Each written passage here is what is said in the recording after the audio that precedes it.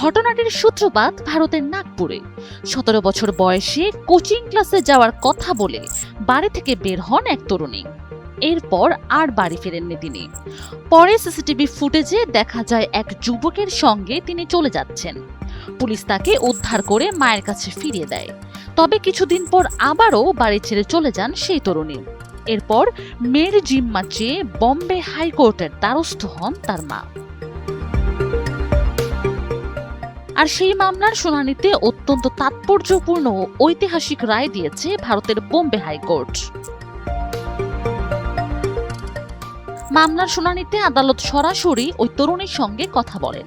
বিচারকদের কাছে তিনি জানান, নিজের ইচ্ছাতেই বাড়ি ছেড়েছেন এবং পছন্দের ওই যুবকের সঙ্গেই তিনি থাকছেন, ভবিষ্যতে তার সঙ্গেই থাকতে চান।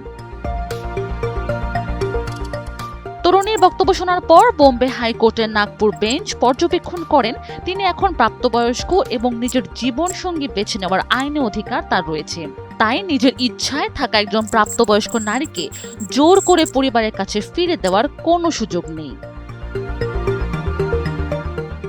মায়ের অভিযোগ ছিল, অপ্রাপ্তবয়স্ক থাকার সময় ওই যুবক তার মেয়েকে বেআইনিভাবে আটকে রেখেছিলেন। তবে এই অভিযোগের পক্ষে যথেষ্ট প্রমাণ পায়নি আদালত। ভারতের সুপ্রিম কোর্টের পূর্ববর্তী বিভিন্ন রায় উল্লেখ করে হাইকোর্ট জানায়, সন্তানের জিম্মির ক্ষেত্রে শুধু বাবা মায়ের অধিকার নয়, সন্তানের কল্যাণ ও তার নিজের ইচ্ছাকেও গুরুত্ব দিতে হবে। এ রায়ের মাধ্যমে আদালত স্পষ্ট করে দেন, প্রাপ্তবয়স্ক সন্তান স্বাধীন ব্যক্তি, বাবা মায়ের ইচ্ছার বিরুদ্ধে হলেও নিজের জীবন সম্পর্কে সিদ্ধান্ত নেওয়ার আইনি অধিকার তার রয়েছে।